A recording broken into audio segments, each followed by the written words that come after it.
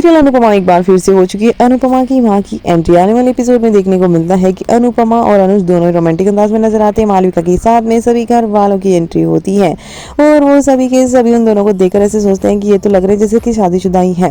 और यहाँ पर बाबू मामा जी और सभी उन्हें छेड़ते हुए भी नजर आते हैं।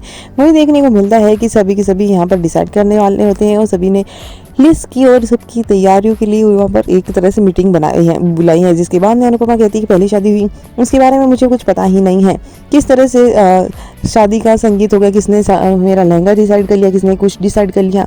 और संगीत में तो लाइट ही चली गई थी और पसीनों के मारे सभी औरतें भी वहाँ से भाग गई थी और मैं रोती रही। अवैस और वहाँ बैठ रहे लेकिन मैं बहुत ही रोती रही। और उसके बाद में अनुज कहता है कि लेकिन मेरी पहली शादी मैं चाहता हूँ कि धूमधाम से हो।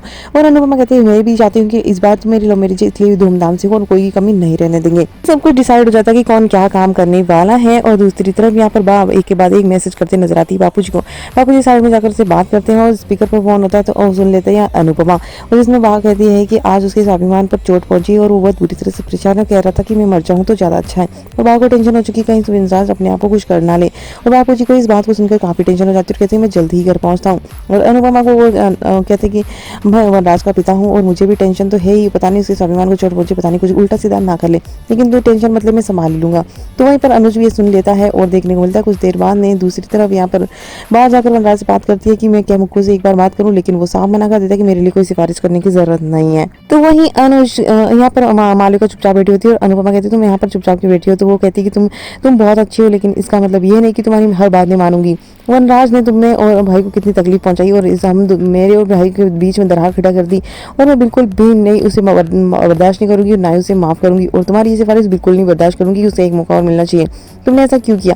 जिसके बाद अनुपमा कुछ कहे उससे पहले अनुज की एंट्री हो जाती है और अनुपमा मालिका को अनुज कहता है कि मैं नहीं चाहता कि वहां पर बापूजी ने कहा कि वहां से उसकी अनुपमा की डोली उठेगी और अगर वहां पे सब कुछ ठीक नहीं रहा तो उसके बाद अनुपमा पर भी इसका असर होगा। और मैं ये बिल्कुल नहीं चाहूंगा कि अनुपमा की इस खुशियों पर किसी की भी वजह से कोई भी ग्रहण लगे।